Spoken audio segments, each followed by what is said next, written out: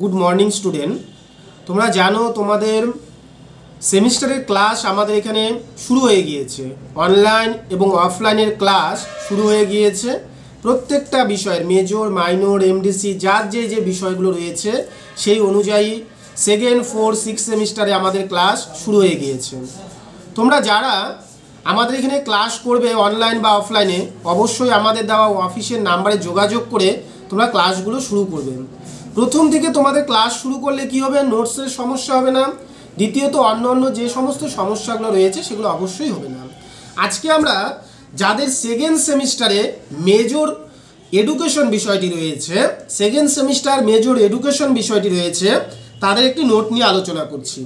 আমাদের চ্যানেলে প্রত্যেকটি বিষয়ের টপিক ধরে ধরে ক্লাস শুরু হচ্ছে, তোমরা আমাদের চ্যানেলটির সঙ্গেও যুক্ত থাকবে, তোমাদের যথেষ্ট উপকার আসবে। দেখো, প্রশ্ন হচ্ছে মনোযোগ কাকে বলে এবং মনোযোগের নির্ধারকগুলি সম্বন্ধে আলোচনা করো। মনোযোগ কাকে বলে, মনোযোগের নির্ধারকগুলি সম্বন্ধে আলোচনা করো। খুবই একটি কমন প্রশ্ন পরীক্ষার জন্য।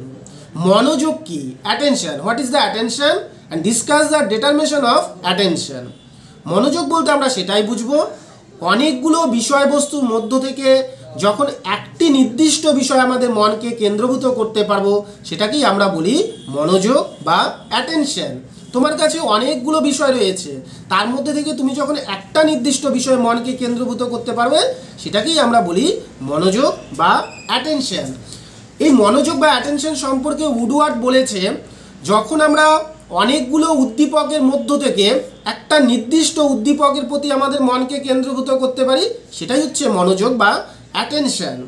তাহলে আমরা মনোযোগ মানে এতটুকু বুঝতে পারলাম যে অনেকগুলো বিষয় থেকে একটি বিষয়কে আমাদের মনকে কেন্দ্রভূত করাকেই আমরা বলি মনোযোগ। এই মনোযোগের নির্ধারকগুলো কি কি, আমাদের কোন কোন বিষয়ে মনোযোগ যেতে পারে? মনোযোগের নির্ধারকগুলিকে দুটি ভাগে ভাগ করা যায়, একটা হচ্ছে ব্যক্তিগত নির্ধারক আর একটা হচ্ছে বস্তুগত নির্ধারক। মনোযোগের নির্ধারক কয়টি? দুটি, একটি বস্তুগত আর অন্যটি হচ্ছে ব্যক্তিগত। দেখো, বস্তুগত হচ্ছে কি, ভিন্ন আমাদের পারিপার্শ্বিকে যে বস্তু রয়েছে তার প্রতি আমাদের মন আকর্ষণ হয়।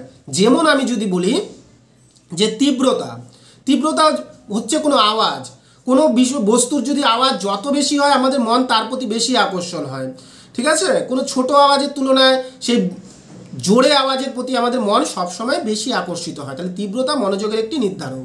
সেকেন্ড হচ্ছে আকার। স্বাভাবিকভাবেই দেখো, ছোট আকারের তুলনায় বড় আকারের কোনো বিষয়ের প্রতি আমাদের মন বেশি আকর্ষিত হয়।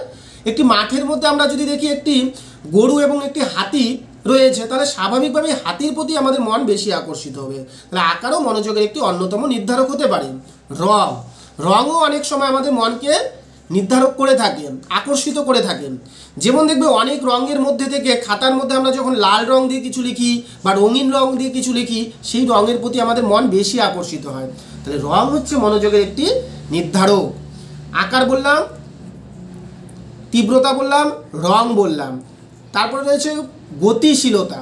স্থিতিশীল বস্তুর তুলনায় কি হয়, গতিশীল বস্তুতে আমাদের মন বেশি আকর্ষণ করে। যেমন দেখবে বিজ্ঞাপনদাতারা যে ইলেকট্রনিক যে বিজ্ঞাপনগুলো দিয়ে থাকে সেখানে যে লেখাগুলো থাকে সেগুলো স্থিতিশীল থাকে না, সেগুলো বারবার চলমান হতে থাকে, গতিশীল, যেন আমাদের চোখকে সেটার প্রতি আকর্ষিত করতে পারে। অবশ্যই তাহলে গতিশীল বিষয়বস্তুর প্রতি আমাদের মন বেশি আকর্ষিত হয়। পাশাপাশি গোপনীয়তা, তোমার কাছে যে বিষয়টি প্রকাশ্য বা খোলামেলা রয়েছে তার প্রতি কিন্তু তোমার মন বেশি আকর্ষিত হবে না। যে বিষয়টা গোপন রয়েছে, যে আমি জানি না, আমাকে বলবে, আমাকে বলে দিল আমার এক বন্ধু কালকে কলেজে আসিস তোকে একটা কথা বলবো, আমার কিন্তু সেটার প্রতি আমার মন বেশি আকর্ষিত হয়। অর্থাৎ গোপন বিষয়বস্তুর প্রতি আমাদের মন সর্বদা বেশি আকর্ষিত হয়। এরই পাশাপাশি দেখো বেশ কিছু ব্যক্তিগত বিষয় রয়েছে, আমি এগুলো সব বললাম বস্তুগত। রং, আকার, আয়তন, গোপনীয়তা, গতিশীলতা, নতুনত্ব, নতুন বিষয়বস্তুর প্রতি আমাদের মন বেশি আকর্ষিত হয়, নতুনত্ব পুরনো বিষয়ের তুলনায়, ও ঠিক আছে।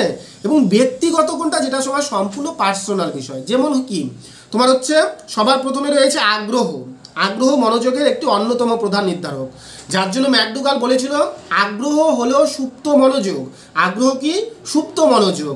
আমার যে বিষয়বস্তুর প্রতি আগ্রহ রয়েছে তার প্রতি আমার মনোযোগ বেশি যাবে। যারা খেলাধুলা পছন্দ করি, যারা সিনেমা পছন্দ করি, তার প্রতি বেশি মনোযোগ আকর্ষিত হয়। এরপরই রয়েছে অভ্যাস।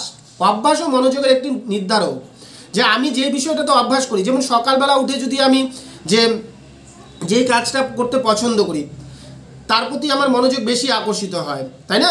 সকালবেলা আমি যখন পেপার পড়ি, আমার যদি খেলাধুলার প্রতি আমার খবর দেখতে ভালো লাগে, তার প্রতি আমি বেশি দেখি। প্রবৃত্তিও মনোযোগের একটি নির্ধারক, ঠিক আছে? প্রবৃত্তি হচ্ছে আমি যেই কাজটা করি। তারপরে পেশনাও মনোযোগকে নির্ধারক করে, ঠিক আছে?